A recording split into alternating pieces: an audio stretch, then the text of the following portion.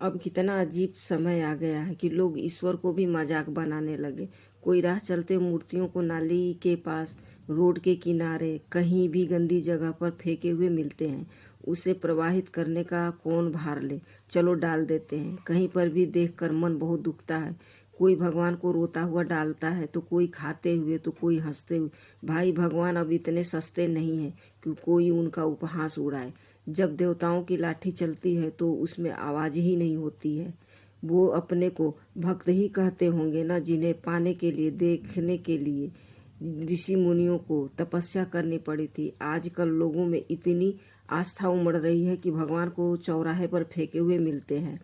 जब ईश्वर की सेवा नहीं कर पाते तो लोग लाते क्यों हैं? इंसान इतना स्वार्थी हो गया कि ये अब पता चला। अभी कोई बकवास कुछ डालो तो लोग इतना लाइक व्यू देते हैं कि पूछो मत। जीवित लोगों को भी लोग मार देते हैं। कितने शर्म की बात है। मेरी समझ में ये नहीं आ रही कि इस पर कोई कुछ कहता क्यों नहीं। पाप करने वाले से बड़ा पापी देखने सुनने वाला होता है।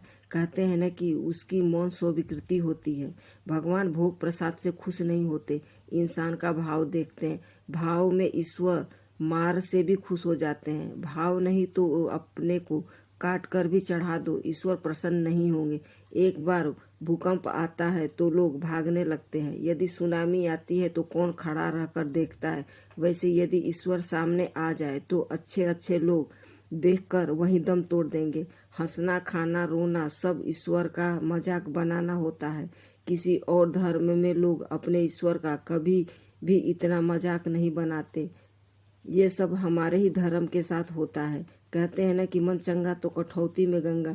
मन को बस साफ रखो, थोड़ा ध्यान लगाओ, वो तुम्हें घर पर ही उसी भाव में दिख जाएंगे जिस भाव में कुछ भी करो नहीं दिखेंगे। प्लीज मूर्तियों को कहीं भी बाहर, नाली में, सड़क के किनारे कहीं ना फेंके।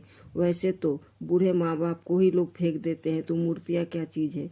इंसान की ही कदर नहीं, उसे किसी मूर्ति से क्या मतलब। टूट गया तो फेंक दो।